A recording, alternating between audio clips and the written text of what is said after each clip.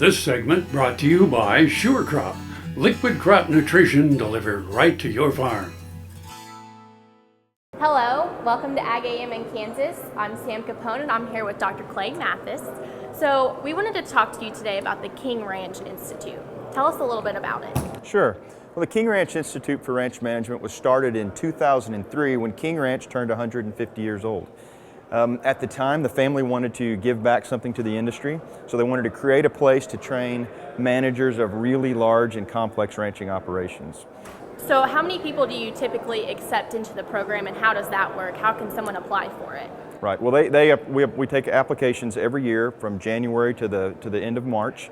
We accept 3 students a year, and we're designed to be a very small program because we want to provide the best educational opportunity for the few students that we have that we possibly can. And so the program is a 2-year Masters of Science program. We expect that our students will have extensive management experience. We prefer for them to have 5 to 15 years of ranch management experience before they're accepted. We focus a lot on the business management because most of our students already understand cows and grass and wildlife and water systems. So we're trying to build those comfort zones so our students are comfortable in communicating with an attorney, an accountant, oil and gas companies, and they can market and trade cattle and manage livestock effectively.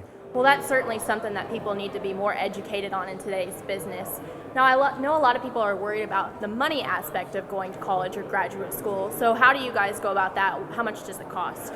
Well, the program, it does cost money to go to school, but those that are accepted, they receive a $30,000 a year fellowship to offset those costs, because it costs much less than that to enroll in schools. And then we even have scholarships beyond that. So if a student comes, there's at least $60,000 worth of scholarship monies to help them through the cost of moving them and often their families to Kingsville, Texas, so that they can be in the program.